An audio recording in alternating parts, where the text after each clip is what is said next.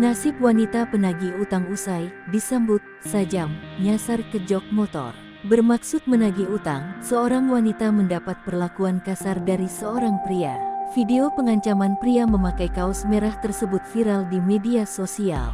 Diduga, peristiwa terjadi di Desa Pematang Cengal, Tanjung Pura, Langkat, Sumatera Utara. Saat itu, wanita yang tidak diketahui identitasnya datang menagih hutang ke kediaman pria berbaju merah.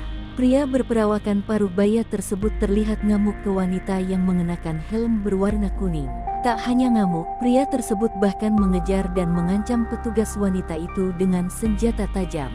Dalam video tersebut terlihat dua wanita mendatangi rumah seorang pria yang diduga bertujuan untuk menagih utang.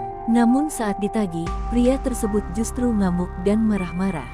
Bahkan pria itu tiba-tiba muncul dari rumahnya dengan membawa senjata tajam berupa sebilah parang. Hal tersebut membuat wanita itu terkejut hingga membuatnya jatuh dari atas motor. Dengan sangat brutal, pria tersebut tampak terus menganiaya hingga mengancamnya sambil mengayunkan sajam tersebut. Usut punya usut, pria berbaju merah itu diduga kesal lantaran dirinya ditagih utang.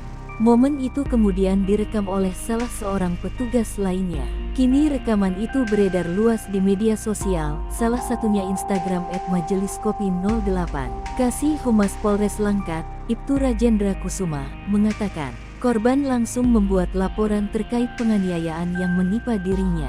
Ibtu Rajendra Kusuma mengatakan pelaku berinisial S 46 tahun. Kini pihaknya tengah-tengah memburu pelaku.